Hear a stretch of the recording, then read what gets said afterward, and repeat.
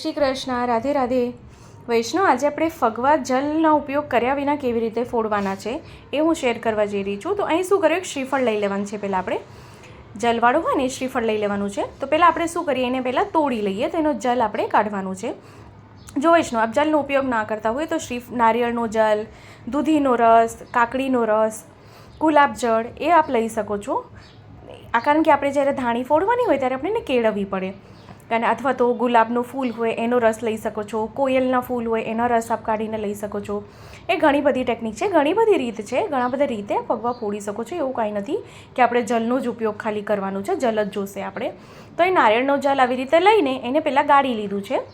અને પછી શું કરીએ, કોટનનું કપડું લેવાનું, નીચે કોઈ બી વાસણ એક રાખવાના, થાળી રાખવાની, અને ઉપરથી થોડું થોડું જલ કરીને આવી રીતે એને કેળવવાનું. કેળવવાનું એટલે સાવ ડૂબાડી નહીં દેવાનું જુવારને, કે સાવ પાણીમાં ડૂબાડીને આપણે રાખવાની છે, એવું નહીં.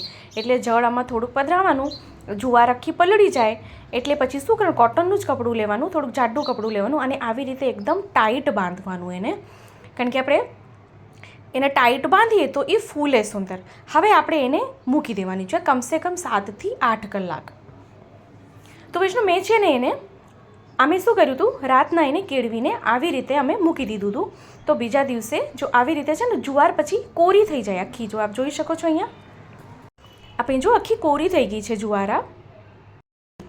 હવે શું કરીએ, એક લોયું લઈએ. જો બને ત્યાં સુધી વાસણ મોટું લેવાનું, અને ગેસની આજુબાજુ કે જ્યાં ફોડતા હોય ને આ પેપર છે કે કપડું કંઈક પાથરી દેવાનું, કારણ કે આ ઉડે.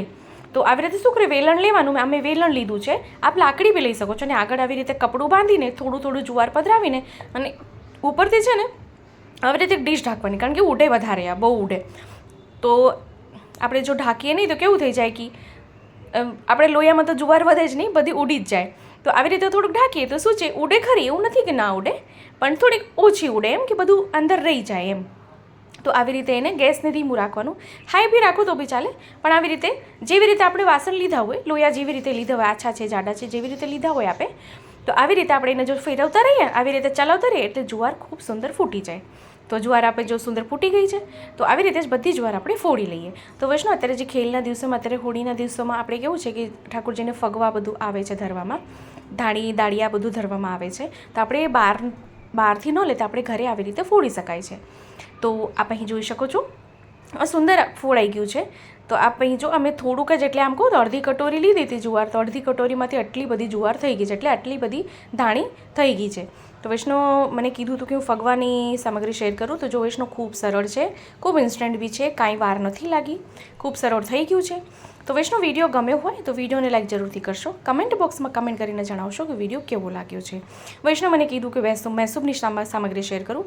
વૈષ્ણવ, મૈસૂબની સામગ્રી મેં શેર કરી છે, પણ એ છતાં આપ સાથે હું ચોક્કસથી શેર કરીશ.